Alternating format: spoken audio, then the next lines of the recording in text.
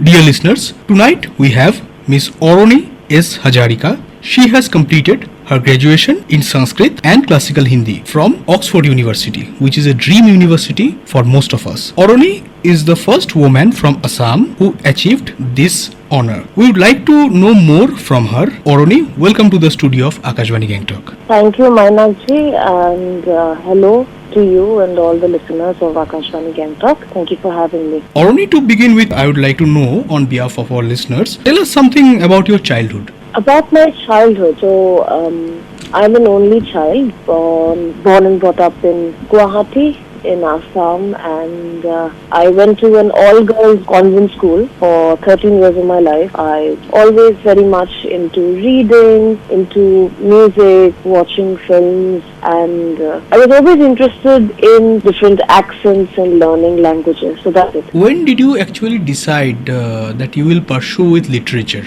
When did I actually decide? When I was very young, 4 or 5 years old, I used to want to be a doctor. There was, at one point, I wanted to be like a fashion photographer. At some other point, I wanted to be like a robotics engineer. So, you have all these different phases of your life. Yes. But literature was something that I would always want to be a doctor and a writer, or an engineer and a writer. So I've always known that literature is something I would go towards, and there was always this thought of I could pursue it as a subject in college, but when it came to Sanskrit and Classical Hindi, Sanskrit specifically, because Classical Hindi came later on after I went to Oxford, it was a minor subject that we had to choose. Like, it was an option I could choose in second year. At least since I was 13 years of age, in 8th standard in high school, that's when I knew that I wanted to go to Oxford and pursue this subject specifically. You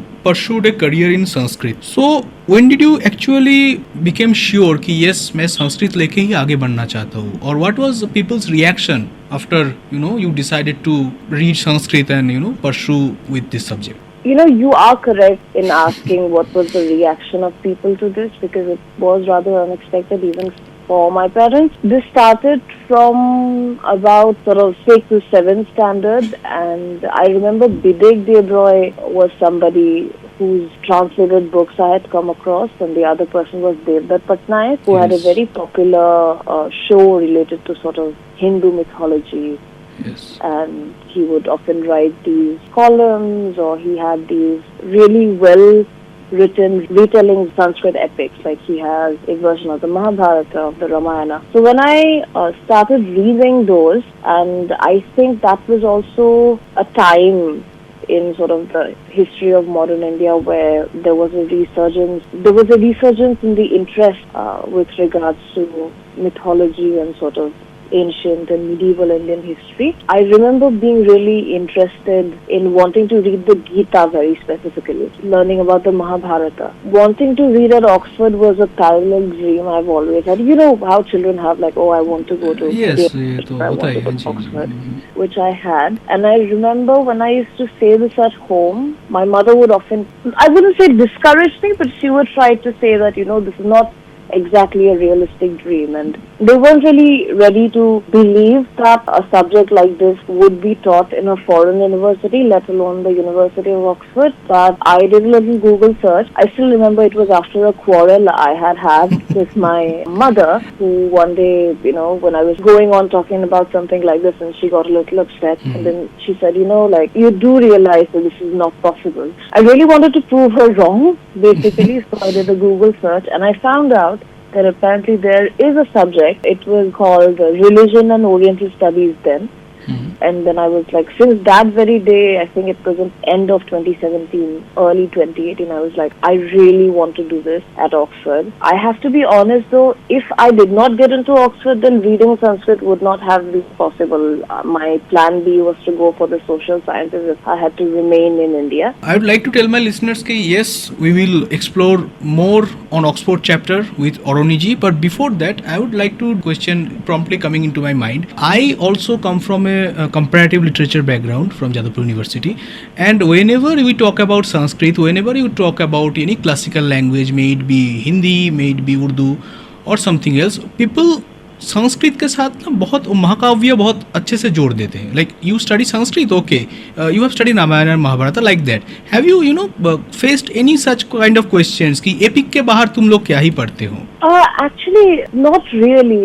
interesting बात है, जब आप बोल रहे हैं तो अभी it's coming to my mind. मेरे आसपास जो लोग थे, वो चाहे स्कूल के दोस्त हो या फिर पहले तो मैंने किसी को बताया नहीं था. जब वहाँ पे मुझे सीट मिल गया, एडमिशन हो गया, उसके बाद जब लोगों को पता चला तब, लेकिन लोग मुझे पूछते थे कि कालिदास की पढ़ाई होगी अभिज्ञानम शकुंतलम के अलावा. हाँ, वही जी. और क्या कहते हैं वो कविताओं की एक एक्सपेक्टेशन होती थी, ये पढ़ोगे. और लेकिन एक बात वो लोग कहते थे कि संस्कृत पढ़ के क्या करोगे, मतलब जो भी पढ़ो, एपिक्स पढ़ो, या उसके अंदर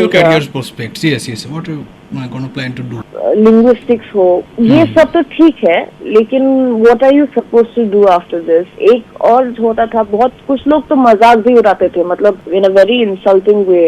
even after I got there would be like comments underneath the post. हंसते थे लोग, अब भी लोग हंसते हैं कुछ लोग की, what has she just graduated and like what is she gonna do about it, and people would make fun कि ओ बाहर जाके क्या कर रही हो तुम, इंग्लैंड जाके तुम संस्कृत पढ़ोगी, इसका कुछ सेंस बनता है. That was something I faced more than the question of epics के अलावा क्या ही पढ़ लोगी. I think every student of literature, or it will not be a wrong statement saying कि every student who is pursuing something apart from MBBS and engineering might face these questions somewhere down the line.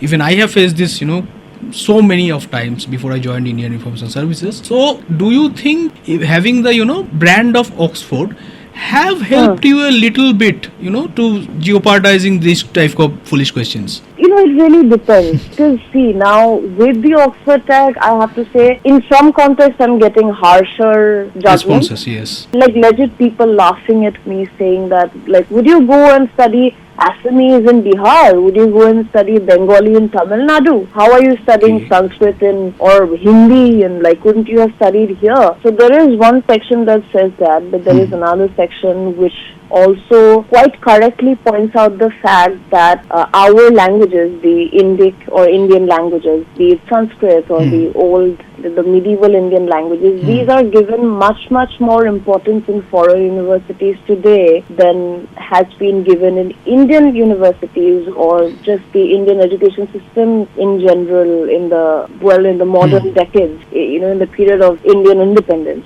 Yeah, sure, if you look at, say, the past maybe 5 to 10 years, there has been, as I had said earlier, a resurgence in the interest, and there has been, the government is also trying to bring that in. Definitely. Politics aside, obviously, just if you look at it as a government trying to sort of inculcate and interest ancient culture, from that angle, they are trying, but again, a lot of those initiatives are still at a nascent stage.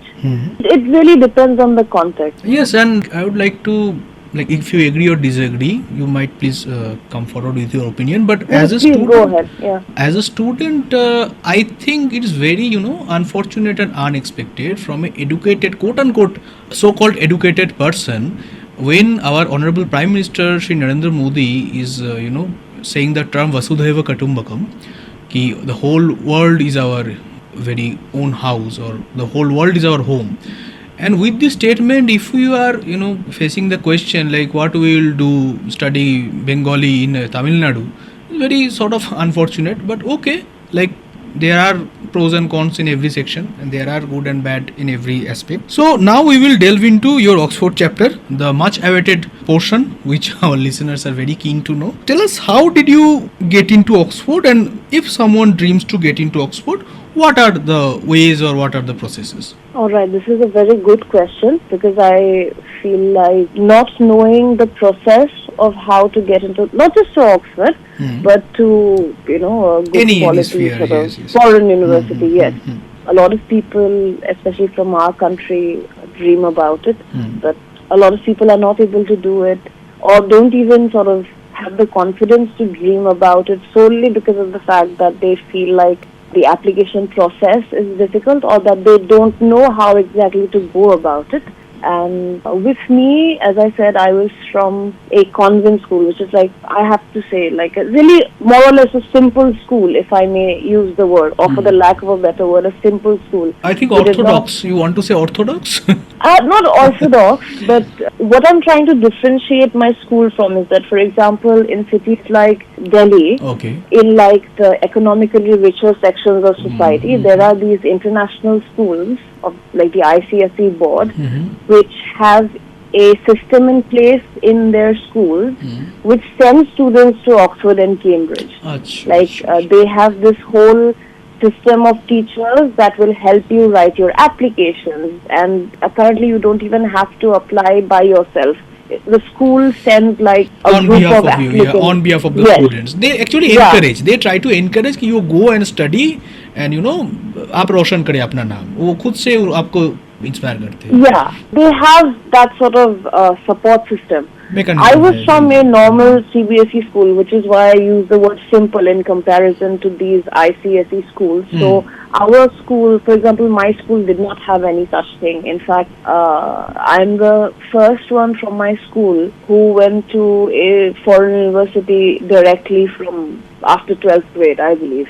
Yes. Especially, I don't think we've had a student from my school who's been to Oxford before. So that's, I had to figure out everything by myself. You have to pave. So You have to pave your own way. Yes, I understand. Yes, please continue. It starts with really the basics. You need at least a laptop or a phone. Laptop is more preferable, and you need the internet. You go on Google, and everything related to undergraduate level or bachelor's level admission into foreign universities in England or universities in England. I mean, the process to American universities is more complicated. I know now, but I had not applied to any American university then. I had only applied to Oxford, and there is this website called the UCAS, UCAS.com, and admissions to all and any university in England happens through that website. You have to open your account with an email, and the first important thing is you have to write a personal statement or a personal essay, if you will, where you talk about why you want to study the subject that you want to study, basically give a brief. You need to be able to prove that you are capable and that you deserve a place, and you need to write about maybe, it really depends on the applicant as well. You want to highlight. You can write about, some people write about their hobbies. Other thing is the recommendation letter, which has to be written by one of your teachers, like a teacher who knows you well as a person and as a student, how capable you are, perhaps your family background. Basically somebody, like who can certify you that yes, he or she has potential, was supposed to shine after studying in the said university. So these are the two important things. And once that application is gone, you send it on the website, and the website itself will send it to the university you choose. It could be Oxford, it could be Cambridge, it could be any of the other universities, Birmingham, or you know what I mean. They will pick you up. Yeah, you just have to go on that website, UCAS, UCAS.com. A lot of people apparently don't know about this website. UCAS.com, right? Okay. And once you know it, it's really very technical. It's like a few steps you can write down, and it's quite easy like that. But it's just that collecting all these things, like, talking to the teacher, or, first and foremost, choosing the right teacher who can actually vouch for you and genuinely vouch for you, who actually believes in you enough to write something positive about you. Those sorts of things can get overwhelming. But other than that, once you bring everything together, it's quite a straight cut process. And any student listening to this, I would just like to tell them that don't be afraid about it, or don't get nervous. I know it's easier said than done. Quite smooth. So once that happens, I think the year I was applying, which was in 2019, the deadline was sometime in October, and then in November I heard back from one of the colleges. We have like 30 to 35 colleges, I think. 10 or so of them are specifically master's colleges, and others take both bachelor's and master's at Oxford. So I heard back from this called Regent's Park College, and they said, we are considering your application. Please send in an essay which basically the thing is, their entire education system runs on research and essay writing. So essay writing is when, for example, you have a class about a particular topic or a chapter in the book, and then you are asked to write an essay on a topic related to that, which is a very sort of creative way of learning as opposed to sort of the rote or by heart learning that has been going on in India for quite a while. It is, I mean, they are trying to change it now with the National Education Policy of 2020. Yes, yes. But again, as I said, a lot of these things are very nascent right now in India. Like, it has just started. When I was applying to Oxford, it still wasn't a thing. Like, now, even in India, you can do a bachelor's level research paper or a dissertation in your fourth year. But before it wasn't like that. But in the UK or in Oxford, it was always like that. So anyways, I digress. Going back to what I was saying, they asked me to write an essay, and they give you a list of possible topics you could choose from, or you could make up your own topic based on those topics. So I remember the title of, so basically the argument of my essay was whether or not religion should be studied in a university, and I had argued very strongly for it. And once you send the essay, and if that essay gets selected, so there are many like levels of selections. You have to go through many levels of selection. So the first set of applicants, I think there are 10,000 applicants every year for a bachelor's degree to Oxford, and out of those 10,000, at last they only make around, I don't even know, a couple thousand or so offers. So not even 10%. You are trying to say not even 10%. Yes. Yeah, I think the year I applied, they took in like nearly 4,000 out of those 10,000 something applicants. Okay. And this includes all the colleges within the university. And then the next level is, if they like your essay, they call you in for interviews. And if you are from, they call us international students. If you're not from England, you are considered international. So I think they always have online interviews for international students. That year particularly, because it was COVID, I had 4 interviews. And an interesting fact about those interviews is that my first interview was with Lady Margaret Hall College. And in fun fact, Indira Gandhi was a student at LMH. And the other college that interviewed me was St. John's. And my third interview was with the Faculty of Asian and Middle Eastern Studies, so basically the Department of Sanskrit. And the subject I had applied to was called Religion and Oriental Studies, so I would have studied Hinduism with Sanskrit. But after my interview with the Sanskrit department at Oxford, I guess they liked me, which is why they made an offer to me that we think you are more suitable for just Sanskrit rather than combining religion and Sanskrit. Would you be interested? So of course I said yes. And then after that I had my final interview with St. Bennett's Hall, which closed down now. I mean, after I got in, it closed down, and then I was shifted to Balliol College.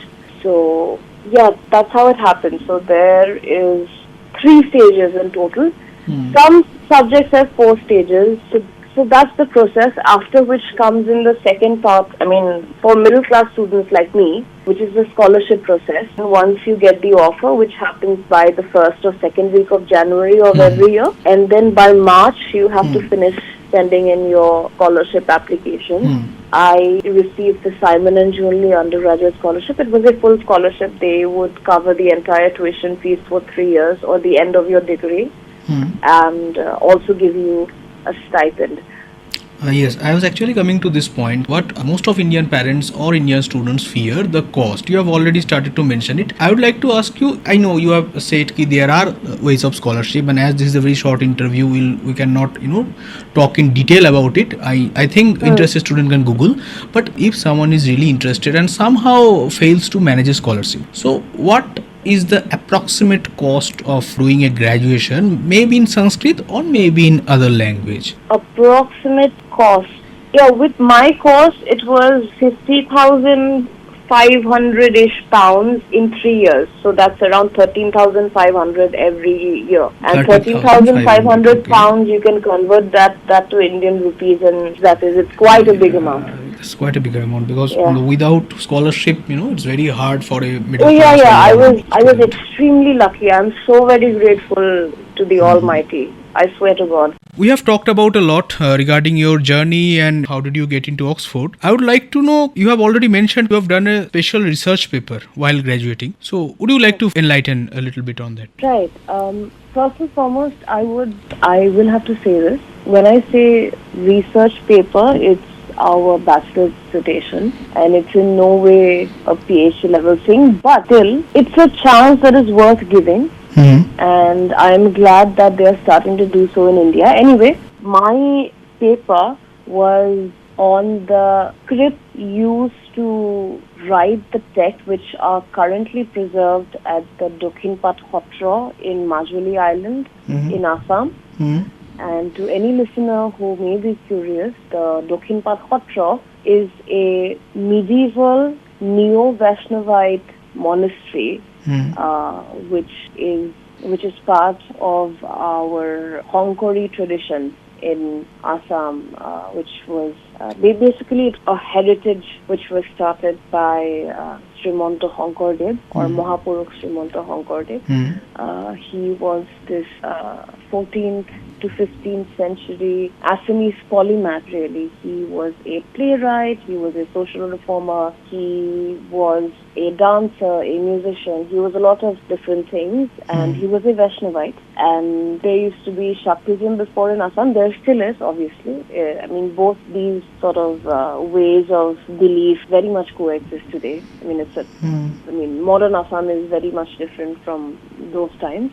It wasn't like that, and there was also a lot of violence and sort of social hierarchy and discrimination in the period that Srimanta Hongkordev lived in, and with the sort of the Namghor culture of Krishna worship, this sort of neo-Vaishnavism that he started, it could be included under the larger sort of what is called in layman terms the Bhakti movement of India. Yes. That same period. And the Dokhinpat Khotra has all these sort of 17th, 18th, some even more recent 19th, some much older, 16th, 17th century manuscripts. And I had chosen a manuscript, not the entire thing obviously, because for a bachelor's dissertation you don't have much time. You have to complete the dissertation or the thesis in like 4 months or so, as opposed to 3 years when it comes to a PhD. On a much smaller level, but as I said, it's an opportunity worth giving to students, and it's an opportunity worth taking and living for our students. So what I did is that these manuscripts, they are written in 2 scripts. Usually one is called the Bamuniya and the other is the Kaithili script. Bamuniya script was used by the Brahmins, yes, and obviously, yes.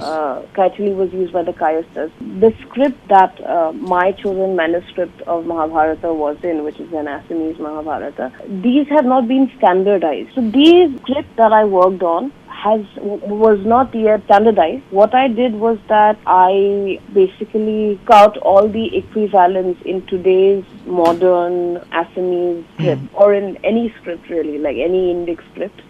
You could write it in modern Assamese script, or you could write it in modern Devanagari. So I standardized the script used in that manuscript, and now using that standardization, hopefully in the future, we will be able to translate, first and foremost, transliterate and decipher what is written in the other scripts in the Satra, manuscripts preserved in the Satra, and then we could conduct more research on those manuscripts. Perhaps we are waiting to discover what sort of unprecedented perhaps were written that we do not know of, because until now we were not able to read them. And I am hopeful that this would be useful. But the only thing is, who is going to give me the opportunity next? Let's hand over to the future.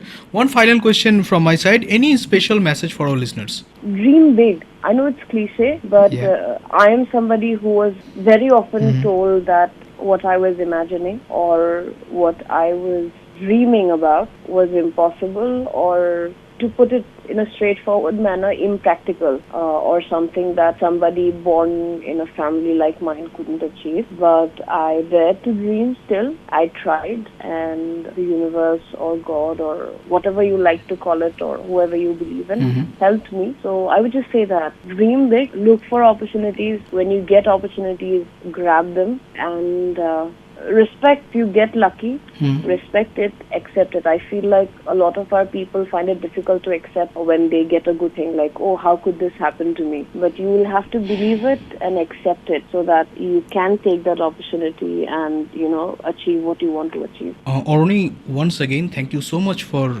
associating with this program, and thank you so much for giving your precious time. Dear listeners, I would like to take a quote from APJ Abdul Kalam to conclude this interesting conversation with Arani S Hazarika. Dream is not something that you see in your sleep. Dream is something that doesn't let you sleep. Or, to be very honest, most of us have experienced. It's always impossible until someone makes it possible. So please dream big. Please do not get stuck with conventional ideas. Explore yourself, explore your world, explore the society, because you are the one, who can make the dream into reality. With this, I would like to conclude this conversation. Tonight we had Miss Arani S Hazarika, who has done his graduation in Sanskrit and Classical Hindi from Oxford University and has made Assam, and I would like to say whole Northeast region proud.